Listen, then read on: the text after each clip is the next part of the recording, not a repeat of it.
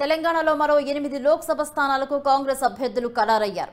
కాంగ్రెస్ ఎన్నికల కమిటీ సమావేశంలో ఈ నిర్ణయం తీసుకుంది. పెండింగ్ లో 5 లోక్సభ స్థానాలు. అలాగే ఈ నెల 21న మరో సమావేశం కానుంది కాంగ్రెస్ ఎన్నికల కమిటీ. ఈ పెండింగ్ లో ఉన్న వాటికి సంబంధించి అయితే పరిశీలించనున్నట్లు సమాచారం.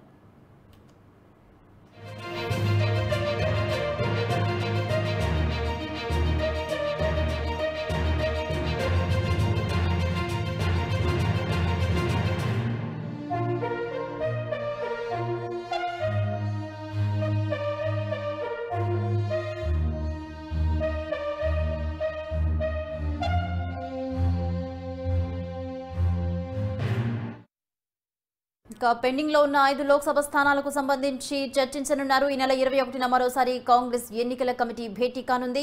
ఇదే అంశానికి సంబంధించి మరిన్ని అప్డేట్స్ మా ప్రతినిధి భవిత అందిస్తారు. భవిత, చెప్పండి, దీనికి సంబంధించి డీటెయిల్స్ ఏంటి?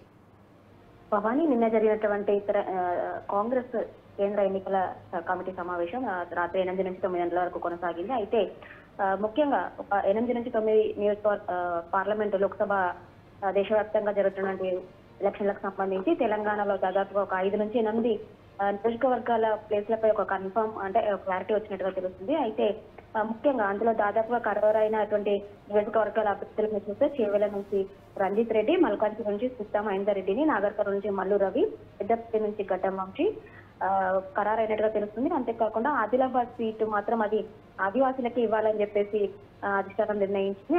అయితే అది ఆదిలాబాద్ కు సంబంధించి రిమ్స్ లో సుమలత అనే ఒక వైద్యురాలు పనిచేస్తున్నారు. అయితే తనకి సీట్ కేటాయించాలి అన్నట్టు కూడా అధిష్టానం నిర్ణయం తీసుకున్నట్టు తెలుస్తుంది. ఒకవేళ సీట్ కేటాయిస్తే కనుక అతను ఆమె ఉద్యోగానికి రాజీనామా చేసి పార్టీలో చేరుతారనే వార్తలు అయితే వస్తున్నాయి. అయితే మిగతా వాటికి సంబంధించి ఇటు భువనగిరి కావచ్చు, ఖమ్మం కావచ్చు, హైదరాబాద్ కావచ్చు, ఇంకా మిగతా కొన్ని స్థానాలకు సంబంధించి ఇంకా క్లారిటీ రాలేదని చెప్పేసి చెప్తున్నారు.